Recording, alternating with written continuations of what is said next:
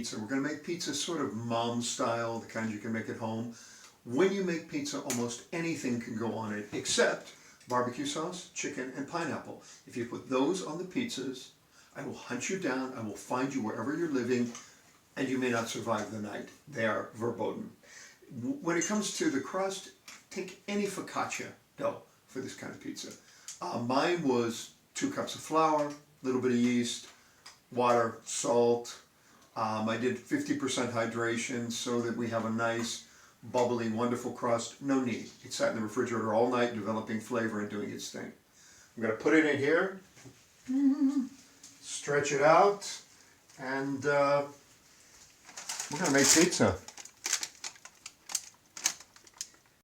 Pizza sauce is uncooked. This is not a ragu, just salt, pepper, and I like a little bit of oregano, but that's optional. You want your ingredients to shine. That's it.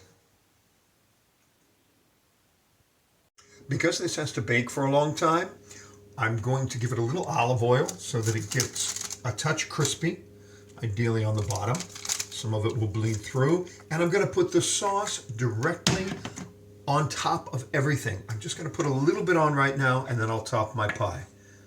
So just enough to give it a touch of flavor, and then we're going to put the rest on at the end.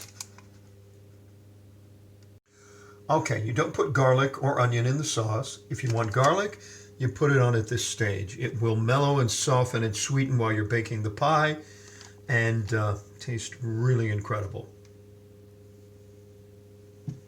After the garlic, we throw on some salami. Now we're going to hit it with a little bit of cheese.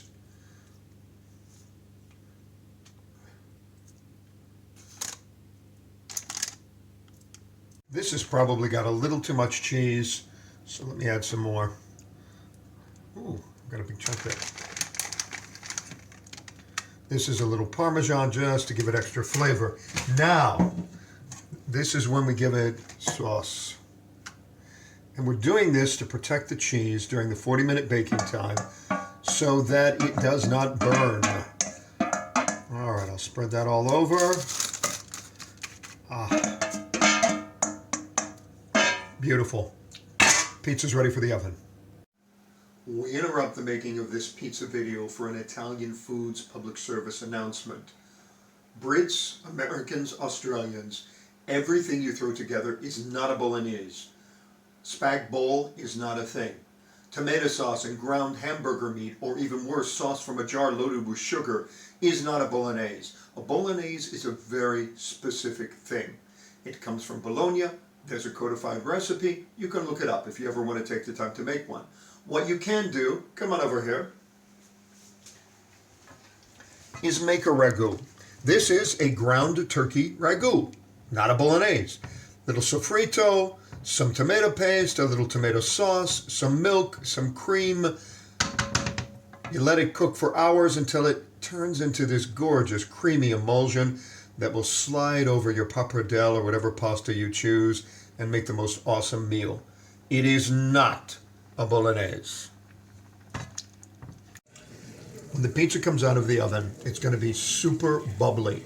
You have to let it rest for a few minutes before you cut into it, or it will ooze all over the place. So give it about 5 minutes, then we'll cut and take a taste. Like every other human on the planet, I get so excited when pizza is in the offing that I forgot to give you some important information. We could let Semba do it as a public service announcement, but she's a cat. You want the oven to be 450 if you're in the US, 220 if you're in Europe, where I kind of am, and you want to bake it 40 minutes and then check it. This one actually baked 50, and that may have been because it was a little bit denser. I used whole wheat flour because I'm nothing if not healthy.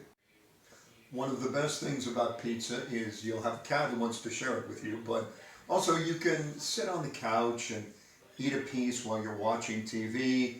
I don't have a TV, but if I did,